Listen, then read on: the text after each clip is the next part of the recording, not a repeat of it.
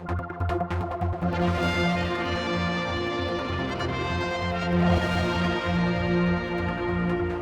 while I've got Mr. Robertshaw with me, I thought, with the final closure of Glenside, this sort of movement that's still going about with how to deal with people who are getting older. I mean, what's your views now? Because, I mean, you took that on almost immediately after you got in post almost to announce it was going to close. Yeah. There was a lot of backlash about it, but it has closed and life's gone on. So were you surprised how easy it was in that sense of to get it through, or were you surprised? Well, easy, I don't think perhaps quite the right word, but it was. I'm very, very proud of the way that my colleagues in Department of Social Care handled it. It was very, very well done. It did, in a way, though, for me as a politician coming into the post with this task to deal with almost immediately, appear to send the wrong signals, and the signals it seemed to say was that we were closing things and cutting back, and goodness knows what we were doing was starting on a journey of rebalancing to improve and expand services for the elderly, because of course the growth demand is there. And of course since then, yes, we've closed Glenside successfully. We've opened brand new fabulous facility up in the North at Sky Owl. We've opened a new unit down in Southlands which has been closed for years. We've successfully reopened Gansey. We've refurbished elements of Tymenech, and the process goes on. And I think things have calmed down somewhat since that initial, goodness me, what are they doing? So do you think it wasn't handled that well then initially, the PR side of it then, the way it was announced? No, we did our best in the circumstances. It was just the timing and sequence of events that was difficult. And what happens to Glenside now? I mean, it's a large area. Is this going to be another one that's going to be pulled down and just grassed over like the prison? It's a fabulous site.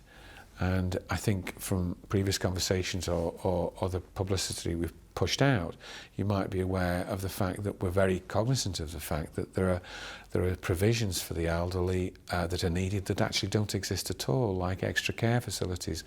And as Minister of Social Care, I'll be doing everything I can to bagsy that site for new facilities, new capital investment. And how were you with the budget? I mean, Mr. Teague looked after you all right, didn't he? Did you want more money? I mean, I suppose you always want more money, but have you got enough to go around, or are things still going to be tight? It's extremely challenging.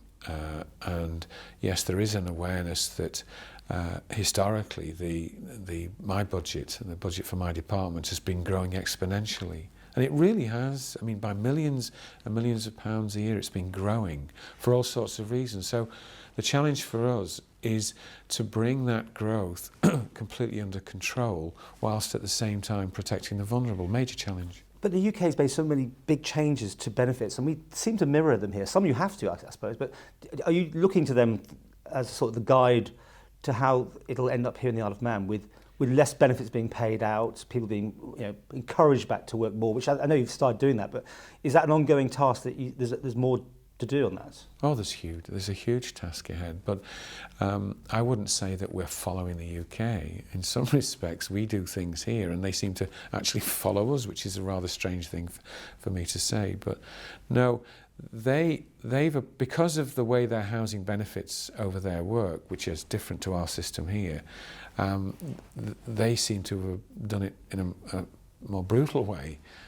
than we're doing it. We're trying to do it in a much more sensitive way and refocusing and creating new initiatives, both in future going forward on job seekers allowance and how we can introduce social firms into the mix. It's a massive challenge. You asked me earlier, was I happy in the department? Yes, because it's a department with major challenges ahead, and if we fail in our duty to deliver, we've got real difficulties. If we succeed, then I think we've done something pretty special. Pensions safe, the Christmas bonuses, television licences, all these sort of things that you have to look after? Well, not all of those are in my specific remit. But the Christmas bonus, does that come under you directly? The area of pensions is a fascinating one because, of course, the UK at the last budget announced that they were bringing forward the single-tier pension forward from 2017 to 2016.